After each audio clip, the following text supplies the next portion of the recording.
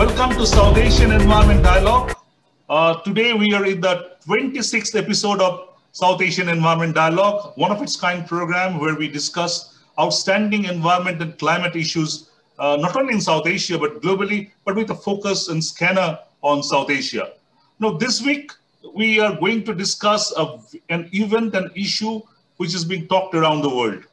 The issue of the US called Leaders Conference on Climate Change, which is generally being called at the Net Zero Summit, because it is believed that US is pushing countries to go for the net zero targets, and that's why this summit is called. The new president, Joe Biden, who during his kind of campaign talked about the climate change and also talked about climate change and joined Paris Agreement once he assumed office, within 100 days has called this conference and called 40 heads of 40 countries.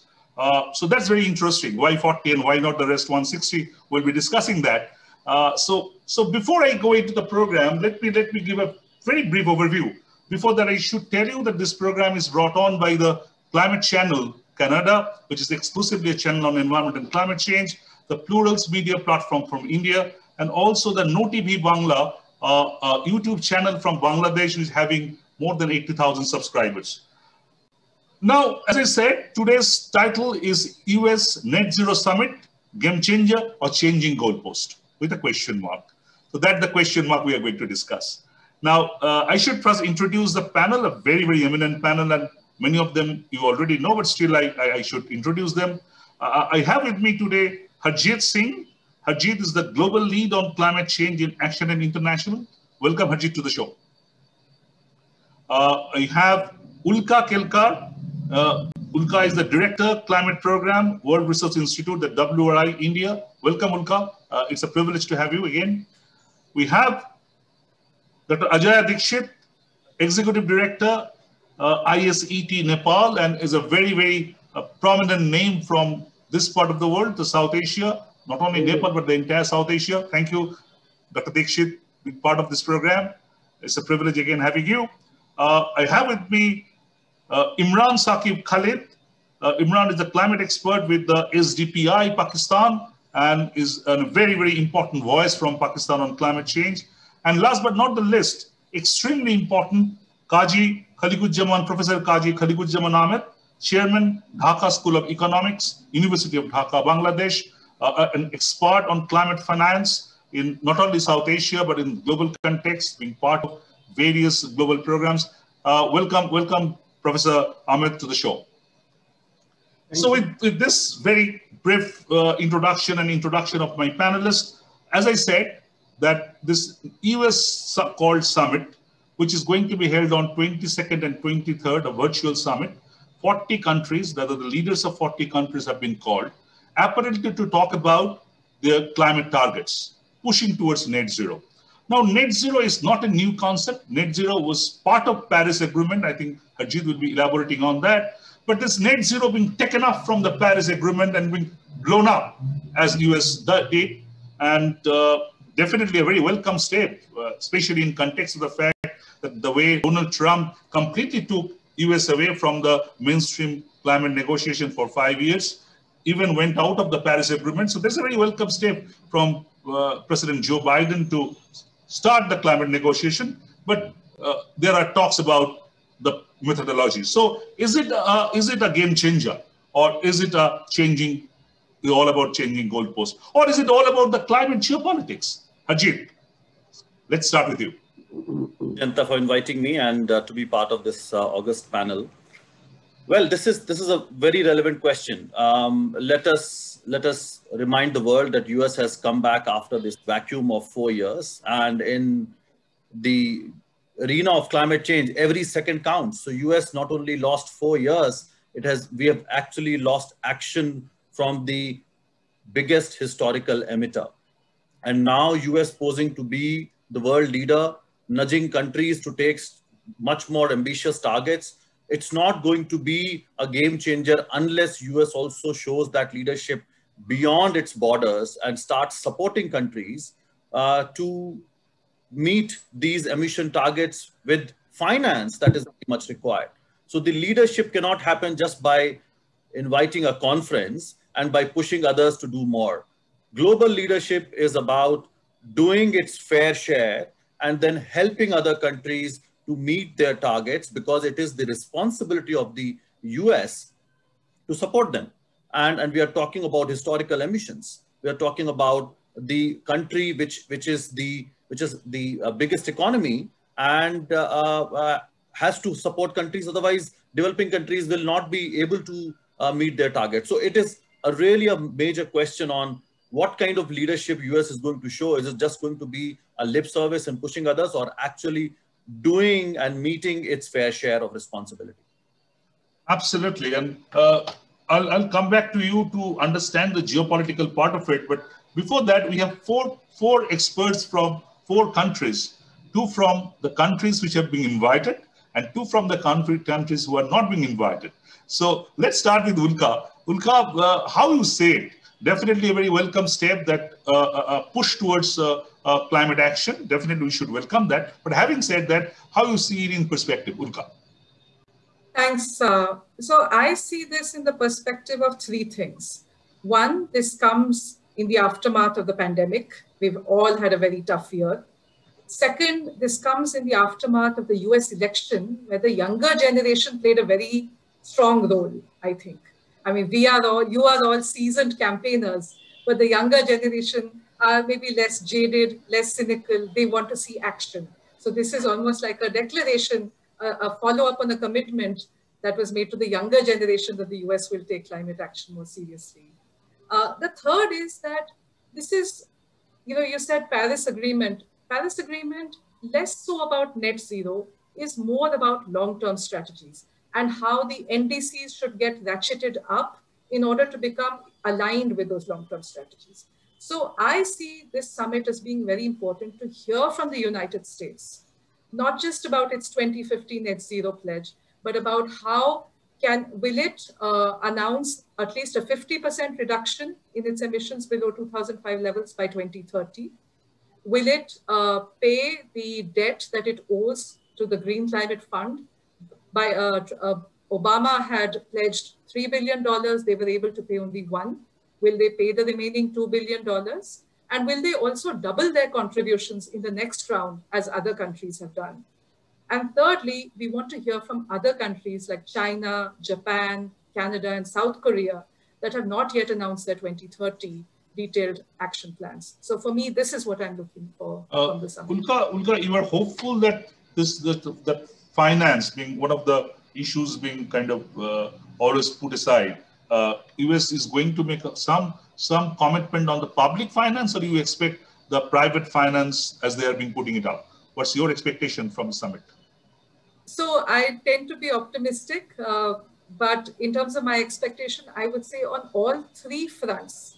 That is, on the public finance, I'm hopeful that, well, Biden has already said in various public statements that they will, sort of provide what had been committed under the Obama administration.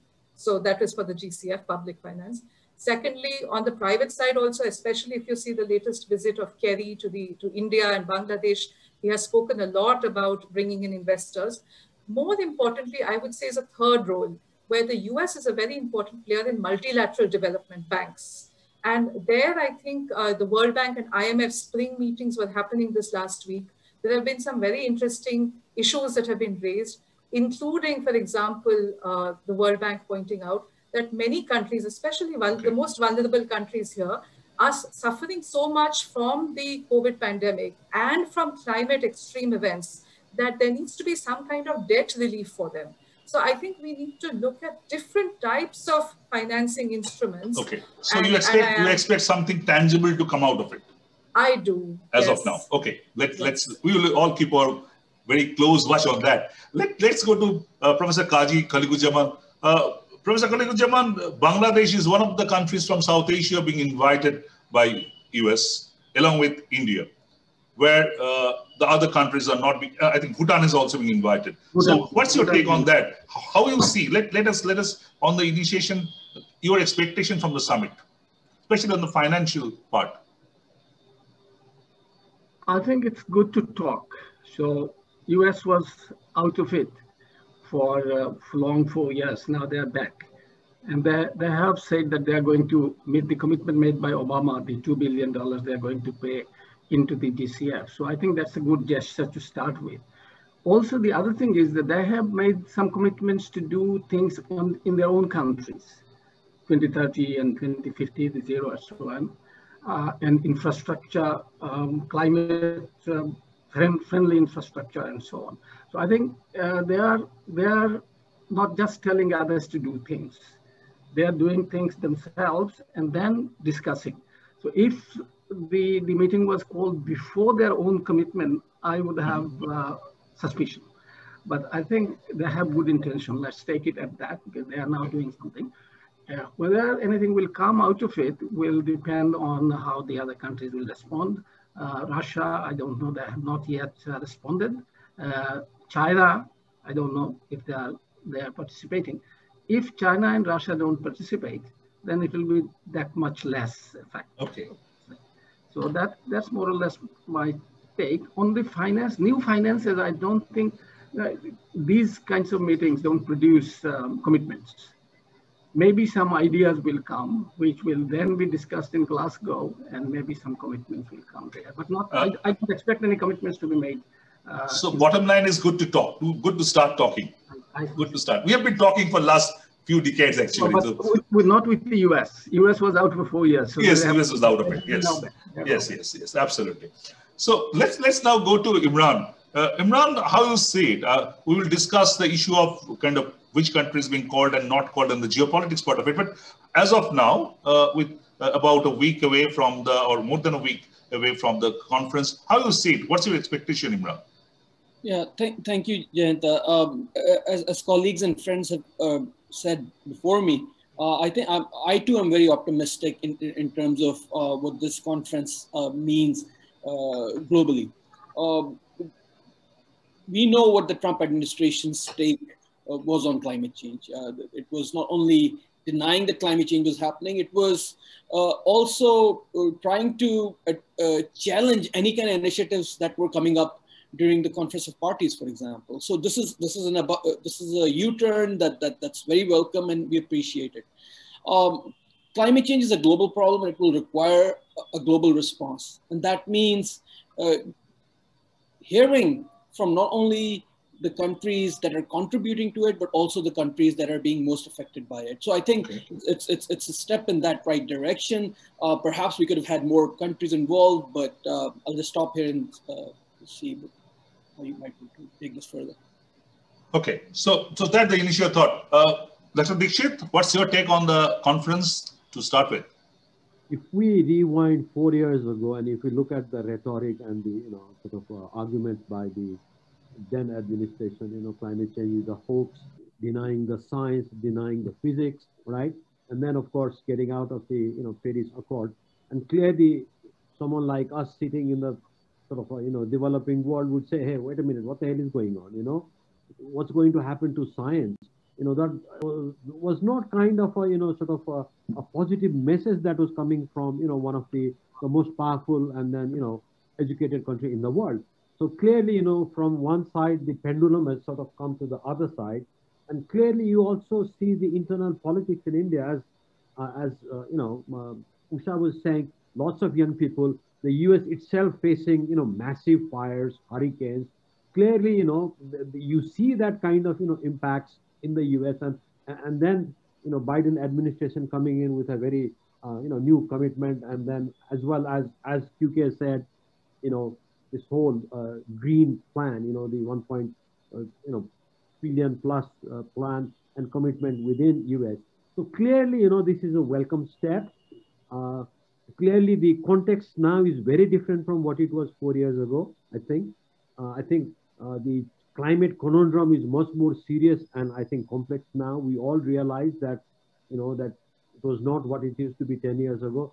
So clearly, there is a concern. So I think it's a welcome step, and good to talk, and at least to be back in the conversation. You can challenge, you can test the assumptions, absolutely. You can question. So I think in that sense, it's a good starting point. I think, and I hope it doesn't. I hope the pendulum doesn't swing to the other side. Another 4 years. Okay, I think great. I think everybody agreed to a kind of varying degree that it's a welcome step. Definitely, after all this, whatever happened in the Trump era, anything positive is a positive. So that's the comparison we are always look at. The benchmark is Trump, then anything is better than that. So Harjeet, coming to the geopolitics part of it, I think there are three, as you said, that it's a game changer, or it's a shifting goalpost, or is it geopolitics? Maybe combination of whatever. So how you see that, how it is going to kind of roll out in terms of climate geopolitics? So for example, in Madrid, we saw that despite China being one of the biggest polluters, kind of by default, they took up the leading position with the kind of European Union, we put it to the bit of a back burner, US not there. Now, with this new initiative of Joe Biden, do you see the geopolitics being changed around and also its impact on the Glasgow? How do you see it? Well, Jayanta, my view is that the good news is that we are now going slightly, if not way beyond geopolitics. All countries are now realizing that this geopolitics and posturing cannot really help us deal with this existential crisis. So the question about whether this summit or the forthcoming conferences is not whether the direction is right or not. I would say direction is right.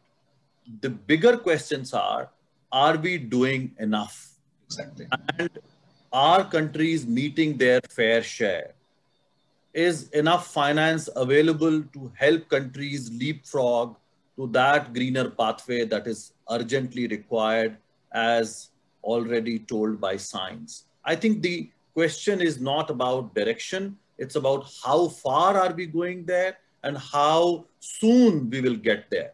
And for that, we have to really go deep into some of the number crunching. And I would like to point you towards the report that US civil society has launched just 2 days ago, which has actually done the calculation based on US historical emissions and its capacity, its status of economy. And while Ulka was saying that we expect US to double its fair share, double its target. So the current target is about 25% that they committed to keep it below the target that they chose was 2005. But that is definitely going to be doubled. That was 26 to 28%, and now we are some civil society organizations are talking about 50%. And I'm glad Ulka said at least. There are a number of propositions. Some political parties, some political leaders are saying at least 70%. But this report that I'm referring to is talking about 195%. I'll repeat, 195%. That's a huge number. That's the target that US has to take. But of course, we are also cognizant of the fact that you cannot reduce by 195%. That's technically not feasible. So the domestic target is going to be around 70% by 2030. But rest of it, 125% has to be done by supporting developing countries where still industrialization has not reached that level and where you need to help these countries leapfrog. So that's the kind of numbers we need to look at. And we can also talk about finance. It's not going to be in billions now. It's going to be touching trillions. And that reality we have to face, and we cannot avoid it anymore just because the numbers look big. Absolutely, I think absolutely to the nail. And Ulka, I think let me kind of take on the issue of John Kerry's recent trip to South Asia, including India, Bangladesh, and Bhutan. And if you look at the Indian part of the trip, you will find that nothing substantial came out on the mainstream conventional outputs. Mostly you have to, in fact, I did a story on 7 tweets. I had to analyze 7 tweets from finance ministry, from the finance minister, the external affairs minister, and the environment minister, and John Kerry himself to try to build up a story. Now, what your take on that? Because very interestingly, none of the tweets has any mention whatsoever on the summit in general and any net zero target in particular. And also, if you look at the 7th and 8th basic Environment Ministers Conference, there also you'll find that issue of finance, issue of P2020 came up, but not a single word on the summit. So it's clearly a geopolitical back and forth game being played on. So what's your take? What's India's position? India very clearly saying that we are going to meet the Paris Agreement target, and we are not going to do anything more as of now. That's a clear message from India. And they very clearly told that in Madrid, that even we are opposing the kind of preponing the global stock tech. That's the, Harjeet, was the position of India in Madrid. So how you see that, Ulka? Right, Jayanta. I will answer your question, but just with starting with where Harjeet left off, which is exactly the whole number crunching that he referred to and the carbon budgets. And there are three parts to it. One is the scientific number crunching, where there is a lot of uncertainty, in the sense that I don't mean that we don't know. What I mean is that there are ranges of time, there are probabilities attached. So it is not something as specific as 2050. It is a decade with a probability of 50 to 66% of staying within 1.5 degrees Celsius with a low overshoot. So that's one. The second is the ethics of it, which is what he talked about when he talked about fair share, right? So then you do, when looking at the ethics of past contributions, come up with a number like 195% reduction. And the third is the practicality of it, which is this means that you need negative entitlements, and that has its own ethical and moral implications. We don't want, I think it is ActionAid's own report that has talked about, we don't want the land in the global south to be taken over for large-scale plantations that may sequester carbon, but which neither contribute to biodiversity nor to our local livelihoods, right? Also things like carbon capture and storage have limited possibility. Direct air capture does not kick in until 2050. Hydrogen economy, perhaps only after 2030. So this is the background against which we need to examine the issue of, as you are saying, net zero, but as I would like to think of it as a long-term strategy. It's a long-term transition. It is not a transition that needs to happen overnight, but it is a transition that needs to start now, using the technologies that we have available, using the policy instruments that are in our control. And we will find that it will also give us immediate developmental benefits in air pollution, health, water, as well as jobs. The problem that happens is that while the capital costs have to be borne upfront today, a lot of the benefits in terms of, say, fuel savings, our oil import bill, or these lives saved that I'm talking about, will accrue in a cumulative manner over the next 2 or 3 decades. So this is where the mismatch really comes in. And I would like to end by saying, with respect to your question, that perhaps this visit from Kerry was a very, was like one small event. There are, as we have ourselves said, even the summit doesn't include all the countries that are relevant. It's only COP26 that is the truly multilateral, truly global meeting where things should be announced and decided, not in closed doors, where you have to look at people's tweets. Need a seat at the table, and not just in the climate change negotiations table, but at trade talks, at finance talks. We have countries talking about border carbon adjustments. We have countries talking about, Janet Yellen yesterday talked about a global corporate tax, not a carbon tax, just a corporate tax on all companies. These are implications that need to be, Very quick supplementary question is that, again, coming to India, now people are talking about 2060 for net zero, possible 2060, possible 2070. Now it's a long row. We are right now in 2021. So talk about 30 years down the line, 40 years down the line is a huge row, huge long row. Unless you have smaller, tangible, doable, seeable targets, this long targets often kind of push you to a scenario of unknown horizon. So you feel that according to you, what can be the possible net zero target for India? Any understanding or any estimation on that? So we have also done a lot of number crunching to understand what is feasible. And clearly, as everyone has pointed out, you could think of it as a mathematical exercise, or you could think of it as a practical exercise. Now, there are two issues over here. The International Energy Agency, in its recent India Energy Outlook, pointed out that in 2040, 60% of our projected emissions will come from things that have not yet been built. Infrastructure that has not yet been built, energy that has not yet been created, buildings that have not yet been constructed. So certainly we have a choice now to build cleaner, right? The other is that, you may find that very high mitigation potential technologies like electrification and hydrogen or hydrogen electrolysis don't kick in until 2030. Perhaps in 2050, these technologies have the largest potential.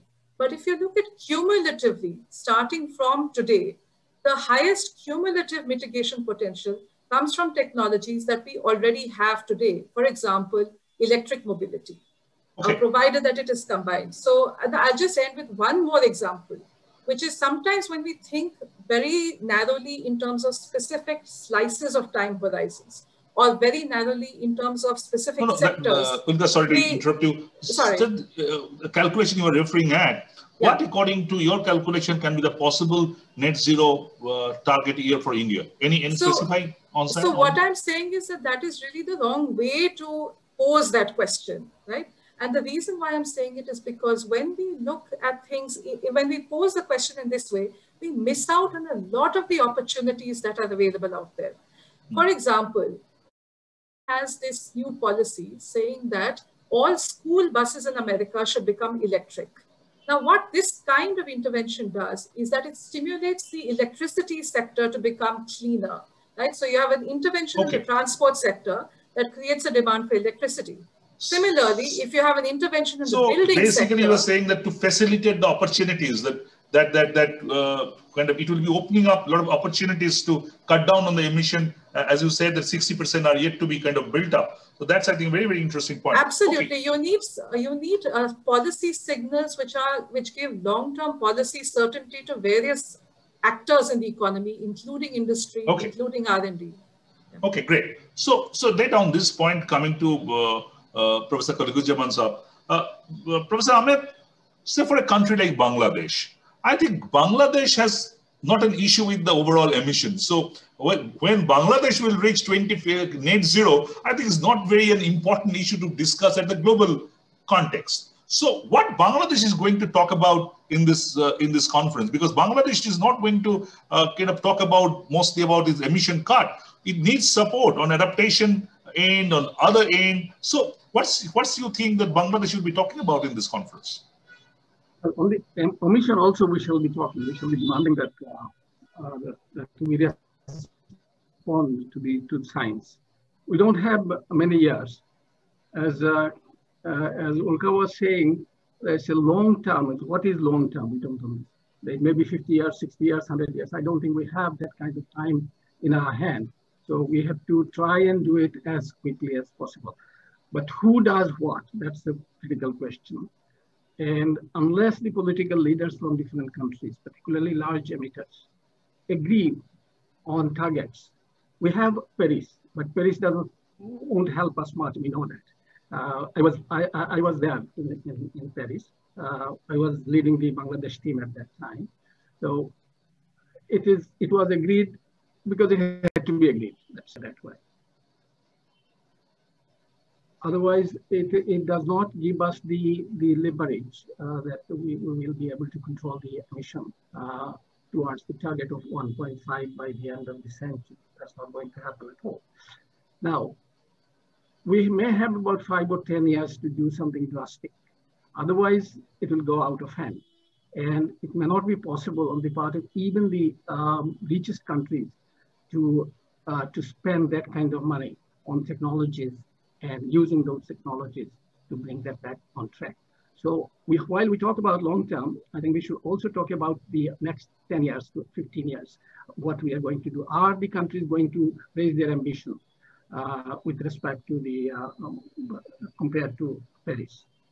If they don't, I think we may as well forget about it and every country can do whatever they like. Because globally, we won't be able to go anywhere unless we are going to raise ambition totally, global ambition. Who does what, that's a different issue. But the global ambition, and that's distributed across the country. That's extremely, we will be talking about that. Finance, of course, we will be talking about adaptation finance. And GCF, they have now about 20 billion. They had 10 billion that is part, they committed, and then now another 10 billion or so. It was supposed to be much more than that. It was supposed to be 100 billion this year. Not all in the GCF, but climate finance 100 billion, but we are nowhere near it. Now we are talking about private sector. Private sector is not coming that much, although it is in their interest to come forward, but not that much globally, as I understand.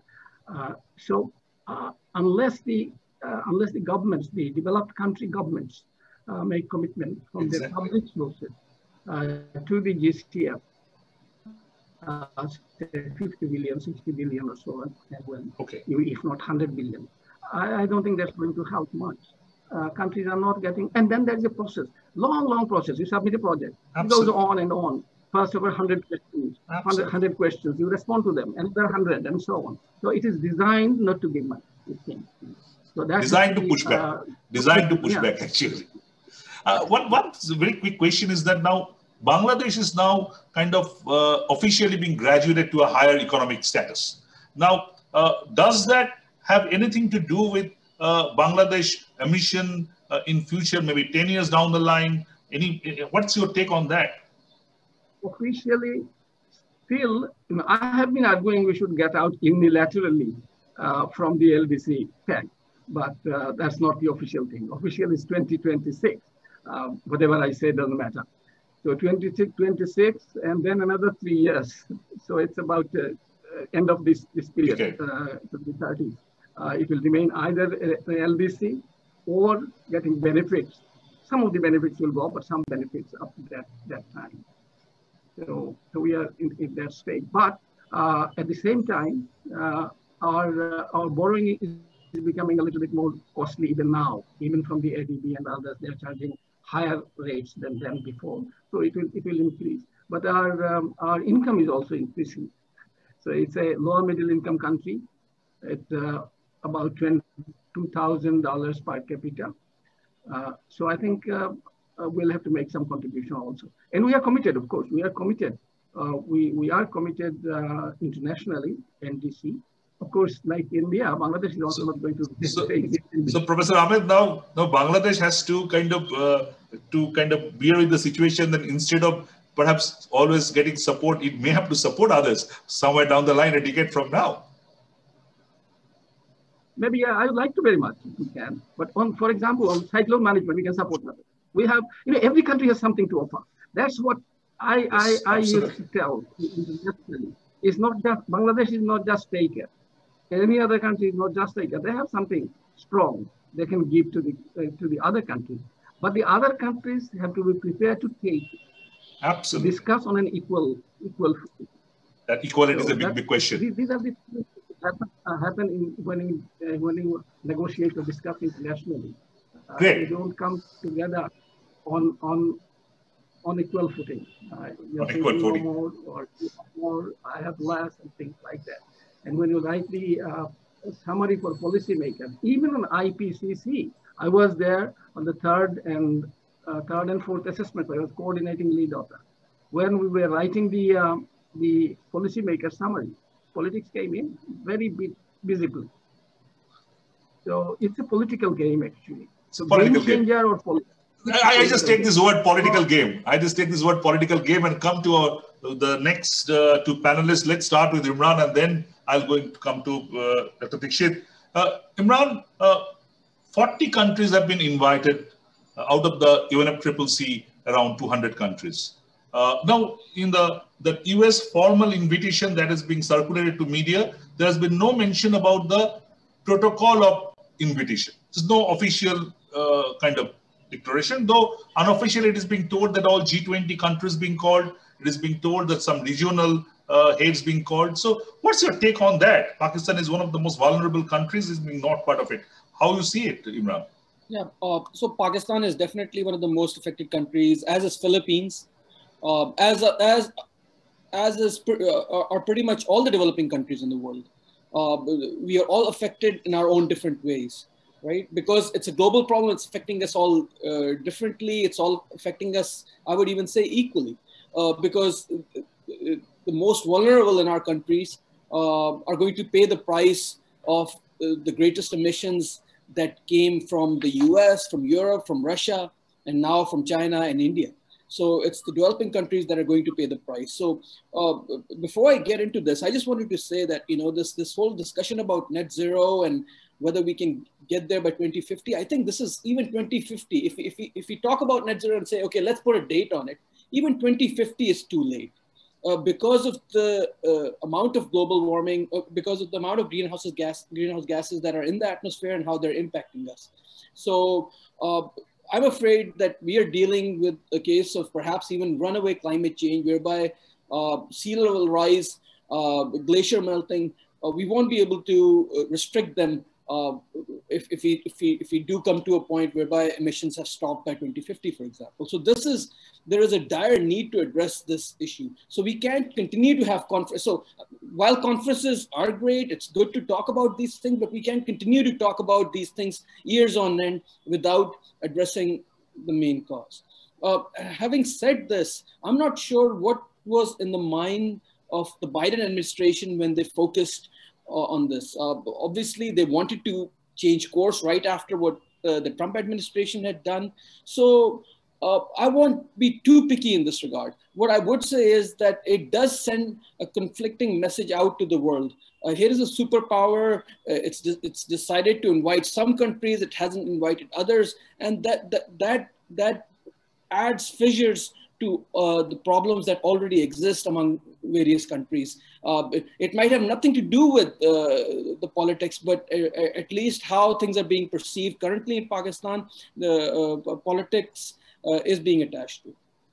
Any official reaction from Pakistan on that? Have you heard about any official reaction from Pakistan government on that front? Well, we've had a statement by our minister, the climate change minister, as well as the prime minister, and both have said that that Pakistan is doing its best to counter climate change in its own way, and it's doing the best it can. And I think that's fair enough. I mean, there's on an internal, on a personal basis, perhaps there might be some heartburning as to why we weren't there, but the official statements have been quite calm in terms of highlighting the need to do more, not only for Pakistan but across the world. And then what Pakistan is doing is currently it's developing its NDCs and looking forward to the Conference of Parties, because I think that's where the negotiations, the true negotiations, will really happen. Okay. Dixit, now Nepal is say tech adaptation. I think is a major issue. I think you also work a lot on that. And now Nepal has missed the opportunity to showcase its work and its thought in a global platform. And I remember that at one point of time, Harjeet may also remember that Nepal having a cabinet meeting in I think up in Himalayas is being talked about globally, about an indicator of the concern of climate change in South Asia. But Nepal has not been called in the summit. How as a very senior expert on the issue, you look at this? Let me see, Bhutan, India, and Bangladesh were invited, right? So my simple understanding is, of course, India, leader of South Asia, so has to be there. Bangladesh, because Bangladesh has been pretty proactive and active in the sort of global scene, and perhaps build its capacity in climate and other sectors. And then, of course, Bhutan is chair of the LDC. So clearly these are the three sort of simplistic reasons. But then again, it would have been good to be invited. We are in the center of the Hindu-Kush Himalayan region. Science already says that by 2050, if the temperature is not kept below 1.5, we're going to lose at least one third of the glaciers. And if it's above 1.5 degree, we're going to go, 2/3. The rise in temperature is much more higher in the Himalayas, in the higher elevation than the average. We're already doing 1.1 degrees Celsius compared to pre-industrial average. So clearly, we have impacts. We have massive forest fire this time in Nepal and also in, Western India. And then, of course, the smog and the fire and the plumes covered Kathmandu for almost 5 to 6 days. And then we ended up becoming the worst polluted city in the world. Of course, we had a little bit of rain last night, some scattered rains. We had very little rain after the monsoon this time. And then even in the monsoon, we had extreme rainfall with massive landslides. So clearly, I cannot say that these specific weather events are due to climate change. The science doesn't still exist, but we already see the trend of influence. There is a trend in the extremes, and then we're seeing fire, snow melt, and so on and so forth. And then it's not simply Nepal that will be affected. There is a downstream consequences. You go to Uttar Pradesh and Bihar and Bangladesh. So I was kind of a little bit concerned. If we were invited, it would have been good. We would have been able to showcase, at least highlight the problems, and perhaps few things that we have done well. In terms of things like local adaptation plans that we have done, things like community forestry and others. Those are the kind of things we could have talked about, in terms of, how you deal with it. We are a small economy, and then our emission is, minuscule compared to others. So therefore, even if you go zero emission, it doesn't make a difference globally. But, the Himalayas will not be saved by we Nepalis planting trees. Himalayan snow can be saved if the global community comes together, addresses very important point, and then limits the temperature rise to the commitments that we have done. Otherwise, it's a so it was kind of could have been better that if all the countries could have been part of it, and this cause and effect said that Himalayas and Nepal being a very prominent it was a virtual meeting. It was a virtual meeting anyway. So if the Biden administration was trying to, I hope that they have a professional Zoom. They can add up more than 200 people. So shouldn't be an issue with that at least. It's hard to get everyone on the board. We can add up 500 people. So Biden can add up 5,000, 5 lakh. You never know. So should not have been a deterrent. Harjeet, let's bring on you here. Two things that say talking about the not being countries called and not called, kind of a geopolitical tension that creates. Now, Joe Biden's administration must have been known all about it. Now, taking the point that after the Donald Trump and US being officially out of it for many years, created that kind of a negativity about US globally on climate change negotiation. Now, Joe Biden has come up with a lot of positivity during his campaign, even after assuming office, joining Paris Agreement. Don't you think that even as a strategic step, it would have been better if you have called everybody, give a real terms of leadership? If he wants to assume leadership, then it can't be divide and play, and you have to have a real leader. So don't you think that would have been better if Joe Biden had called all of them? Jayanta, my view is that this is part of a continued selective amnesia on part of US administration to only talk about mitigation when it comes to climate action. I cannot forget the fact that it was the US administration, along with other rich countries, they wanted Paris Agreement to be only about mitigation. They didn't even want to mention about adaptation, loss and damage, and finance. So if you look at the list of invitees, it is nothing. The forum is known as Leaders Forum or Summit, but it is continuation of the Major Economies Forum or Major Emitters Forum. It just with a different name. And this is where I get really worried, exactly what Dr. Dixit was saying. The reality is that when we talk about climate action and we only focus on reducing emissions and putting pressure on developing countries to adopt those targets, without looking at how these countries are already suffering from climate impacts and how finance is really important for them, not only for mitigation, which requires upfront investment, as Ulka was talking about, but they're already dealing with climate crisis or climate emergency, as we call it. And the funds are going to help people who are suffering in this crisis situation. And at this moment, it's difficult for Nepal or Pakistan or Bangladesh to think of solar panels when they are facing floods and sea level rise. Absolutely. This is where my worry is in terms of outputs or the expected outputs from this summit. I'm assuming that we are going to hear a flurry of announcements from the private sector and little about public finance. If they only that $2 billion money that's going to go to Green Climate Fund, that's not enough. The minimum money that they have to put forward now should be $10 billion. And if I tell you the number that has been calculated by this latest report that was just released in the last 2 days by Friends of the Earth and Stockholm Environment Institute and others, the report talks about $570 billion US should be giving to developing countries by 2030 only for mitigation. And if you add adaptation and loss and damage, the figure goes to $1.6 trillion by 2030. That is the fair share of the US when it comes to finance. And I'm quoting the very latest figures. I think that's very, very important and critical.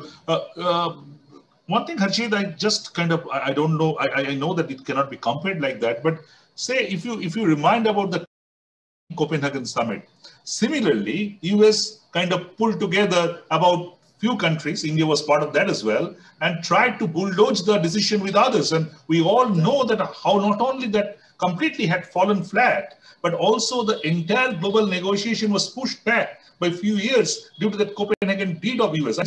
I am just hope that this kind of step, and with Joe Biden coming to power and trying to take a leadership role, kind of should not impact like that. What's your take on that? Yeah, I think the lopsided view of climate action and thinking that only the big players and big boys club can be created to tackle climate problem, that's not going to be the reality. The world has changed.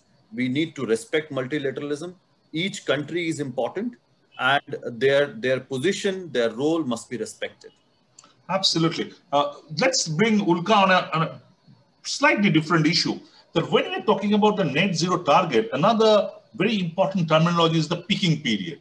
Unless you peak at a point, then how can it be net zero? So what's your take on that, Ulka? We are not talking much about the peaking period of, say, US or the European countries or anybody. We're just talking about a figure 2050, 2060, 70, 30, likewise. So how you see it? That it's a continuous process, the peaking period and then net zero and whatever. So what's your take on that? Thanks. That's a really good question. And I want to start by supporting what Harjeet and others have said, that adaptation is very important. We have to avoid a 4 degrees Celsius warmer world. And that's why we need to use these 4 decades that we have available with us. Global net zero means different things for different countries. So why we don't talk about a peaking period for rich countries is because we're assuming they have already peaked. They need to decarbonize, right? In fact, there are recent studies which show that there has been a decoupling of not just greenhouse gas emissions from territorial production, but even including the imported emissions from consumption. So countries can continue to grow while reducing their emissions. Now, the question then is, what should be India's peaking period? If you use the same kinds of calculations that Harjeet spoke about, which calculated the United States carbon space and negative entitlements, then it shows that India is allowed a fair share of carbon space. The question is, should India use that, right, today as we are? Or should we start right now to build cleaner and to drive innovation? The interesting thing is that there are subnational regions within India, Ladakh, Sikkim, cities like Bangalore and Chennai, and even villages in Kerala like Minangadi, which have announced that they are aiming for carbon neutral development. So I would say that the issue of peaking comes when we say we will continue to grow our emissions and later on bring them down. I feel that we need to, from the beginning, start giving the right kind of policy signals, which will drive down the prices of cleaner technologies. And of course, hindsight. Do you think that policies are in place already or not really? Some are. Like, for example, EV sales mandates in India, many states have announced targets. There isn't a national level target. Renewable energy, there are targets. So some policies are, but they need to be accelerated and strengthened. But I would say— But Ulka, if you look at the state level climate action plan in India, There nothing on that, because all the states are made to make that plan and nothing on that. So basically, we really haven't decentralized the carbon action, decarbon action in India. So as of now, we don't have a concrete plan on hand. Fair enough. So the state action plan, as you know, we've all been talking about vulnerability and adaptation. The state action plan so far have rightly so, I think, focused on the adaptation side, right? And on mainstreaming climate considerations into the development plans of states. Okay. I think now more and more mitigation considerations also need to be mainstreamed into the development plans. So both adaptation and mitigation has to be mainstreamed. Exactly. Okay. And I want to just end with one last point, which is if we look back at technology priced forecasts, they have always systematically underestimated the decline of prices that has actually happened. So I think we have room for optimism going forward, provided there are strong policy signals. And that policy is yet to come, not really there as of now. Let ask all of the three panelists from three different countries, starting with Professor Ahmed, that what do you think, what's the Bangladesh plan of countering climate action and say kind of peaking part? I think it's not very relevant for Bangladesh to peak, but we must have a plan onto your sleeves. What's the Bangladesh plan? Yes, we have. We don't emit much, as you know. It's 1/6 of the average of the developing countries per capita per annum. So it's very little in that global context. But we are reducing. We have committed ourselves to reduce by 5% on our own, and if we are assisted in terms of money and technology, another 10%. So 15% by 2030. So that's there. We also have a low carbon policy. So we don't unnecessarily increase emissions. So that's a policy there.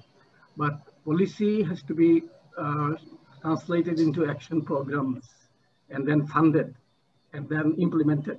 So funding is not available. We have been using our own funds. This year, 1920, this current fiscal year, we have about $3 billion equivalent Dhaka committed to climate actions. So that's perhaps as far as we can go, but we need much more than that. 3 billion a year is not enough. Our coast, you know, is India also, and Bhutan and so that's the kind of situation. That's the kind. We need much more money. We have a plan. We have a policy in place. We also have. So the message is very clear, Professor Ahmed, that you talk among yourselves, but arrange the money first. You talk, but you arrange the money first. We also act with our own money as far as we can mobilize from within the country. So unless more money comes, we won't be very effective. Exactly, action would not be there. In competing. One other point. That is the displacement. You know, climate-induced displaced people, large numbers, river erosion. Absolutely. And then salinity ingress. That's one of the major issues, which was taken note of in Paris as a COP decision, but not as a Paris agreement. And you need also money for that. You need a lot of finance to support to do kind of taking action on that. Absolutely. So let's see.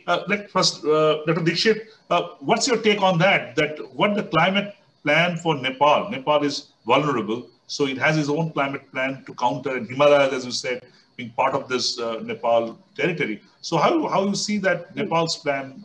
Well, we are a small player in the global climate dialogue and discourse. But you have Himalayas in yourself. Despite being in the central, you know, Hindu-Kush Himalaya and you know. Kohinoor in climate change negotiation. Exactly. I will call it Kohinoor in climate change negotiation. And our participation is through the LDC. So therefore, in the COP meeting, that's why we go through. So my take on it, yes, we do have NDCs and we have commitments and so on and so forth.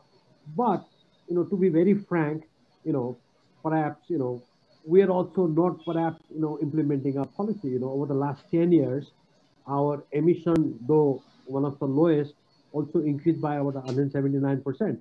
So that shows the kind of, you know, structural inertia of the fossil fuel dependent kind of a development pathway, you know. I mean, you look at electricity, transportation, manufacturing, steel, ammonia, you know, are still highly, you know, fossil fuel energy systems that you need to transit from. Now, one of the points I just wanted to mention is that, our conversation on climate is not happening regionally. You see, we're not talking with Bangladesh or Pakistan or Absolutely. India. Maybe on a personal level like this, I know Usha, Harjeet, others, on a different, but we are not talking about, could there be different, ways we tackle climate in the region. It doesn't have to be global all the time. Yes, of course, you need finance, you need technological support, you need institutional support, capacity building, we need to standardize our data. We need to have that kind of a process going on, and that we need support. But clearly, but we need also regional dialogue. Learn from each other. That seems to me is not really happening. Yes, I think the geopolitics in South Asia often kind of stopping us from the countries talking among themselves in an official manner. I have just 5 minutes with me. Imran, very quickly respond to this question that what the Pakistan's climate, say very briefly, what Pakistan climate plan as of now? Yeah. Any formal plan?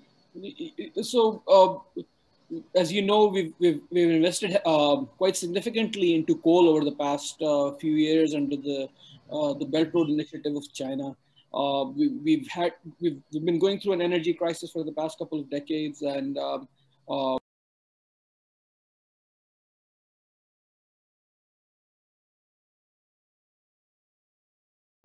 so we decided to invest in coal at a time when we perhaps should have been looking to invest in solar and wind.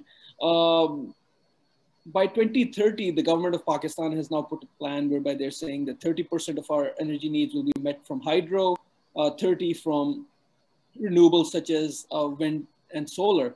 But the question now is that now that you've already invested so much into coal and your energy needs are essentially being met, okay, and the demand isn't that high right now, how would you incentivize companies or individuals or your policy setup to invest in renewables at this time? So this is a bit of a query. I think for Pakistan, adaptation is going to be key. So not only Pakistan adaptation is going to be key. Yeah, adaptation is going to be key. We're talking about for the entire South Asia. I think adaptation is sea level rise, migration, droughts, heat waves, flooding.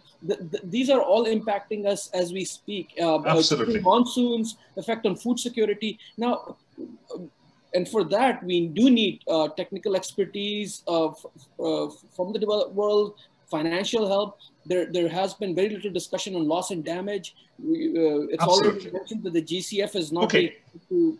So these are great, Imran. I think we're running out of time, so I have to do a very quick fire, so to say. And I'll start with Imran. Actually, we started the program saying that this US summit, is it a game changer? Is it a game changer? Is it changing goalpost, or is it geopolitics? Maybe a combination of three. 1, 2, 3. Just tell me what you think about it, Imran. Out of these three, any one in particular or any combination? Three options. Yeah. Game changer, changing goalpost, geopolitics. Geopolitical kind of, assuming geopolitical power. What do you think, Imran? I would say there might be a couple of more options here, but I'll stick with geopolitics.